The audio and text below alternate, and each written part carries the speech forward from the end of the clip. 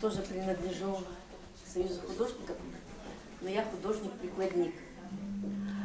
Как я понимаю наших художников, вы знаете, они как бы передают нашу душу, душу нашего народа, и причем древнюю душу.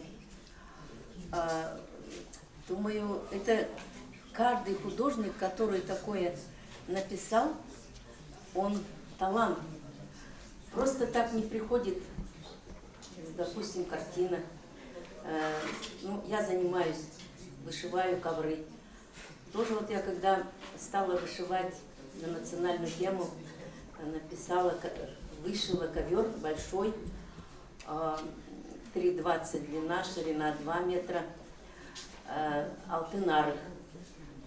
Если, да, действительно, ты только фальшивишь там, или не так вышиваешь, как вот дано сверху, первоначальная мысль приходит откуда-то, как вот упадет к тебе, вот сделай. Господи, давай я маленький рисунок сделаю, потом вышлю. Нет, большой. И так споришь сам с собой, до слез бывало доходило, но я алтынарых изобразила.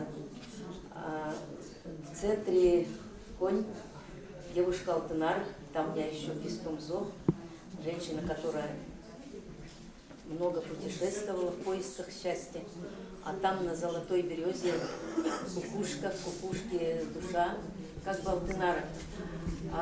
Значит, лошадь я вышивала, распарывала 3 раза, потому что я ее хотела маленькую сделать, поменьше. Нет, вот тогда, когда мысль пришла вот такую большую, вот надо изначально, когда придет эта мысль, надо изображать. Так я восхищаюсь каждой работой, каждым штрихом наших художников. Они настолько глубоко проникновенны и наводят на мысль, что народ наш и вот это творчество, оно не пропадет.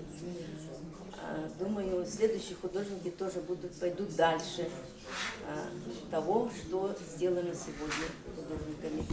Я всем желаю счастья, удачи и всегда преклоняюсь перед Георгием Николаевичем и перед другими художниками, которые владеют так мастерски кистью. Спасибо вам. И сегодня с открытием выставки я вас поздравляю всех.